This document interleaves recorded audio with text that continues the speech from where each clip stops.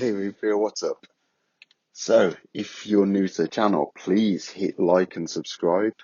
If you're a regular visitor, I hope you're enjoying the content, and please hit a like, leave a comment. It really does help the channel, guys, and the effort I do or have put into this channel at times, I really think it deserves a wider audience. So please hit that subscribe, hit that like. It's free to do, and it really helps me out. Now, into the story. There's something growing under Chernobyl. Did you know that you can take a tour of Chernobyl right now? If you plan ahead, it will cost you about $100. You'll be able to walk through the site of one of the worst nuclear meltdowns in human history. Your tour guide will take you through the exclusion zone, right up to the plant that still contains the ruins of reactors that went up like a radioactive firework back in the 1980s. As you stand in the shadow of the crumbling smokestacks, your guide will promise you everything about the tour is safe. That Chernobyl is completely, perfectly safe. That's a lie. Depending on how much the guide knows, it might be a deliberate lie, or a lie of omission. But the thing you need to remember always is that Chernobyl is not safe, pacified, or even sleeping. Chernobyl is still alive, and it is becoming more dangerous by the day. I found out what's growing under the abandoned plant when I snuck away from my tour group a week ago. I never intended to go off path. When I first signed up for the Chernobyl tour, I was excited to see the hollowed out buildings, the scorched concrete, where all of the graphite rained down that night in April '86. Maybe I could even find a little irradiated rock or pine cone or something to take home as a souvenir. Both the official website and the tour guide assured the group that we were safe from any fallout, while the area around the nuclear plant still crackled like radioaction in places. It was generally low enough above the ground that risks were minimal, if exposure was limited to a few hours. Again, quoting the tour guide, she did seem trustworthy, though, as well as shockingly beautiful. Blonde and short, with heavily accented English. Alina already had most of us charmed when she picked us up from Kiev, along with our bus. There were 7 of us, including Lena and the driver. All 5 of us tourists were American. Alina gave us the basic history of Chernobyl and the nearby ghost town of Pripyat. As our bus thumped along the road towards the exclusion zone. That sounds scary, yes? Alina asked, one blue eye winking like a wave against the beach. Do not be overly concerned about the term exclusion zone. We do not exclude. It's only a name. In fact, there are nearly 200 residents living in the 2,600 square kilometers surrounding Chernobyl. The bus ride, though bumpy, was soothing between the hum of the old engine and Alina's history lesson. I found my eyes starting to droop. I was nearly asleep when I saw a boy standing by the side of the road. Something about him gave me a little jolt and made me sit up. The boy was shirtless, skinny, and maybe 13. He was staring at the bus as we drove by, eyes wide and green, startling green. His face was narrow and expressionless. It was like someone had put a mannequin in the field and scribbled over his eyes with an emerald sharpie. But the boy wasn't a doll. His head tracked us as we passed. As he faded into the rear view, the child raised a hand stiffly, like he wanted to wave, but couldn't quite remember how.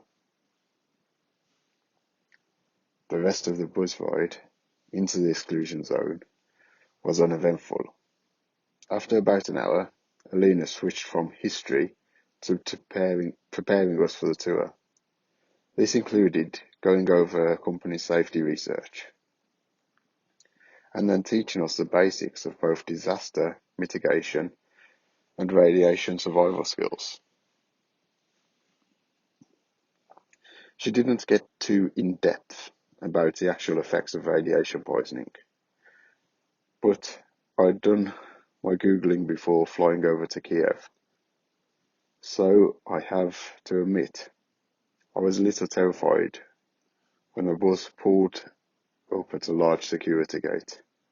"Welcome to Chernobyl," Alina chirped. We didn't actually start with the nuclear plant itself when we got off the bus. Up first was a tour of Pripyat, the abandoned town that used to house the workers and the families who lived around Chernobyl. Since most of the folks left in a hurry, walking through Pripyat was beyond eerie. It was as if the entire community was suspended in a moment in time, a limbo where the residents could return at any moment. But the area was perfectly preserved. The wilderness had started to reclaim Pripyat. Vines and underbush creeping up and over concrete. Everywhere around the town was forest and frontier, and green upon green.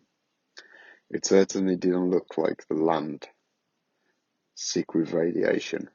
If anything, the exclusion zone felt vividly alive. At one point, I was walking at the back of the group, snapping pictures, when I felt my boot sink into the ground. It was like stepping on a pillow covered in spiderwebs. I glanced down to find myself standing in a puddle of green moss. It was spongy and textured like a honeycomb, covered in downy fibre, almost like fine hair. The colour looked strangely familiar to me, though I couldn't place it at the time. I wiggled my foot, and my boot pulled free with a pop. There was enough suction for the moss that I stumbled and cursed. Not that anyone noticed, as absorbed as they were with the Chernobyl and Alina. I continued on, spotting more patches of the moss on the ground, on the other side of the building, even dripping down from the overhanging roofs. Other than the moss, what surprised me the most about Pripyat was the graffiti. There wasn't much of it, but occasionally we'd stumble past a wall or a door with swirling marks that bled together into almost recognizable shapes. The paint or ink or whatever was used to draw the symbols was the same green as the moss. I stopped Alina when we passed the door that I was positive was marked with the shape of a key, larger than my hand. "Do you get a lot of folks sneaking in here to tag walls?" I asked. Alina looked at me like I had grown a second head. "I do not understand. What is tag?" "Graffiti, paint, like right here on the door." "The door looks clean to me." "I do not see any paint," Alina shrugged. "Sorry, maybe it's a shadow." I dropped it Maybe it was a shadow I saw, or maybe the radiation was getting to me. Safety promises to be damned.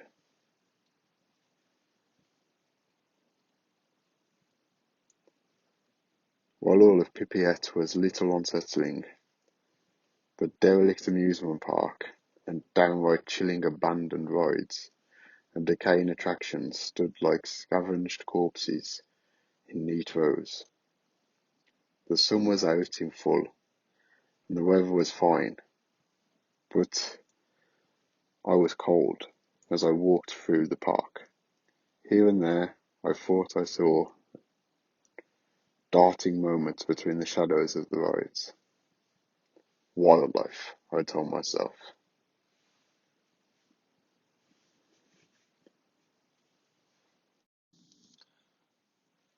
Through all of this, Alina went on about the, in my opinion, overly optimistic future of Chernobyl. The people would come back and the soil would heal, and the plant might even begin burning again one day. According to Alina, we were all leaving the park, getting ready to head over towards the nuclear plant, when I spotted somebody watching us from the tree line. It was a boy from the roadside earlier. I'm sure of it. Only something was different about the child. He seemed taller, standing in the shade of burst pines and spruce. His limbs were long and thin, his ribs observable even in the distance. I thought I could even see his green eyes peeking out from the shadow, but that was probably a trick of the earlier afternoon light. The boy seemed to be waving at me, gesturing me over. I looked around. Alina was distracted by the old couple from Nashville. The man was wearing a cowboy hat and kept pantomiming, taking a shot. His wife was waving her arms back towards downtown Pippiette. The other two tourists were sitting in the shade of a derelict Ferris wheel,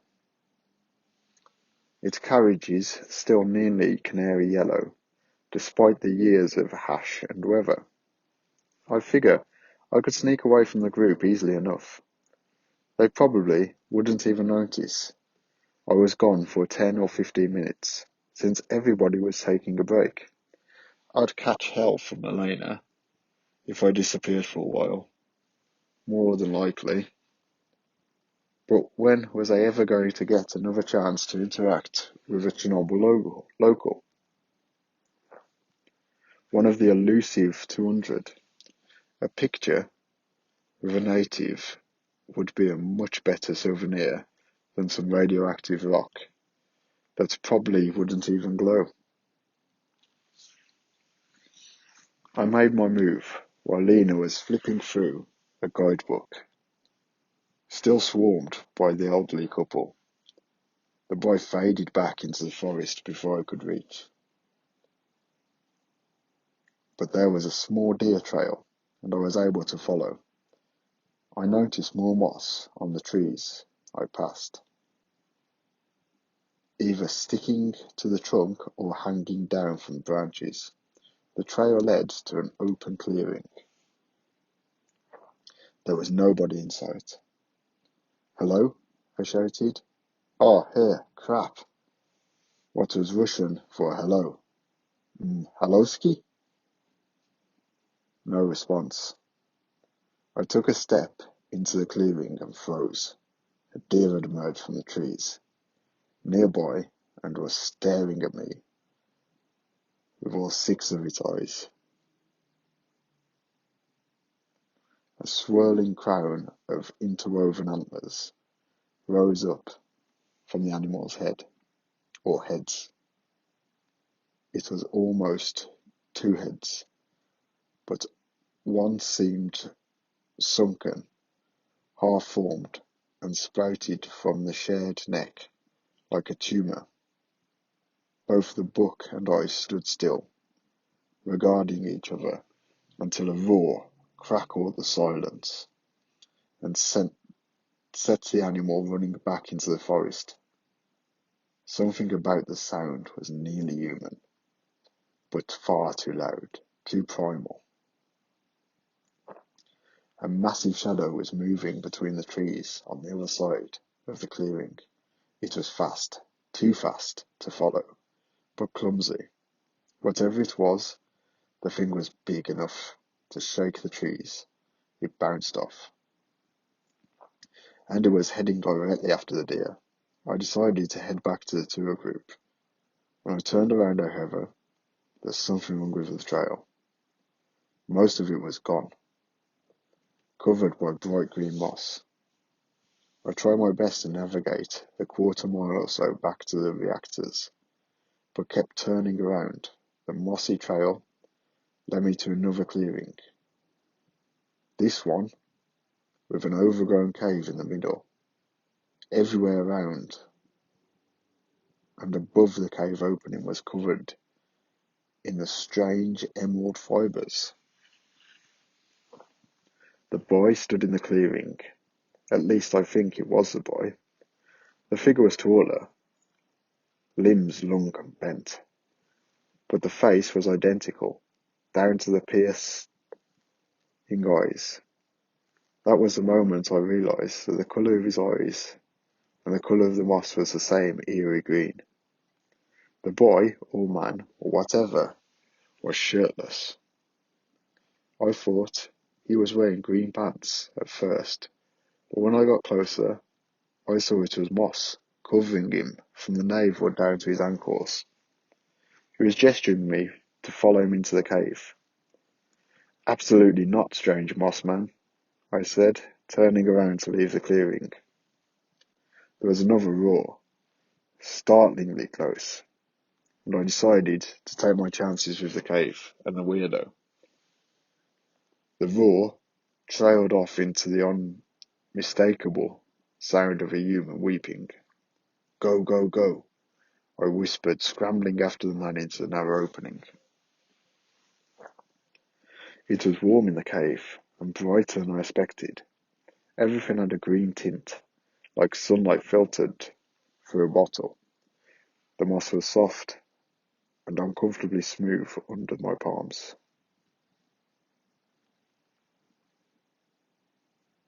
I cursed when something on the ground cut my hand.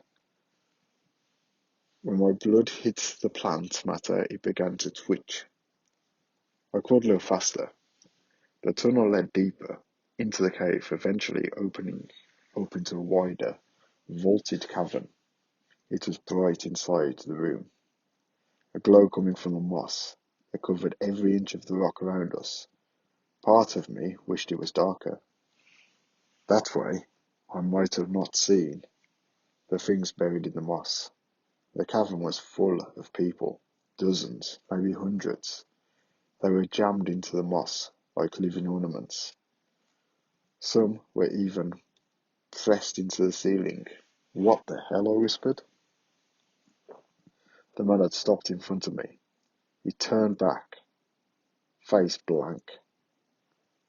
And that's when I realised the second horror of the cavern. The bodies in the moss were all different sizes, but each had the exact same face. The boy from the side street, the man from the clearing. There were hundreds of copies of the thing suspended all around me. The creature pointed to something on the floor of the cave, a green lump sticking above the moss. Feeling like I was trapped in some terrible dream, I walked towards a cluster. The top was open and curled inside. The moss was the skeleton of a child. The original boy, I guessed. The skeleton was wearing scraps of decayed clothes. He must have been lying in the cave for years, maybe decades. Thick, thorny vines threaded through the boy's ribs and spine and skull. What the... My question was cut off when strong hands wrapped around my throat from behind me. The strength was unbelievable, unavoidable.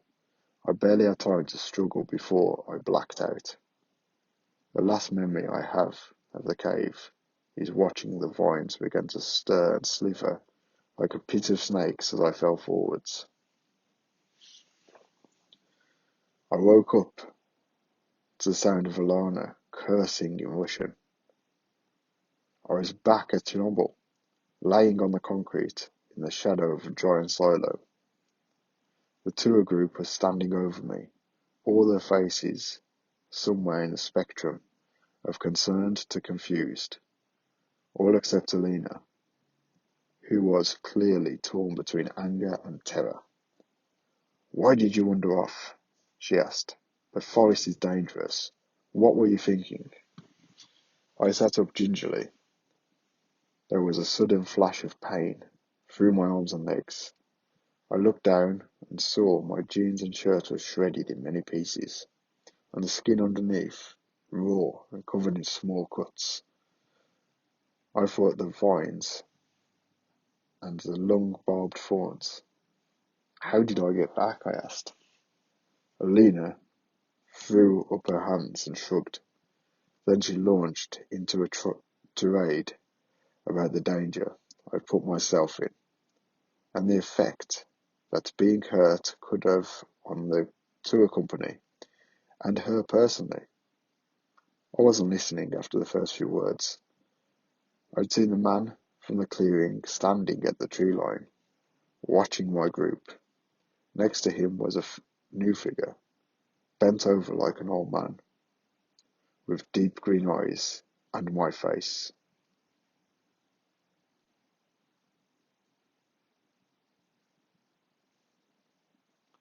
So I hope you enjoyed that story.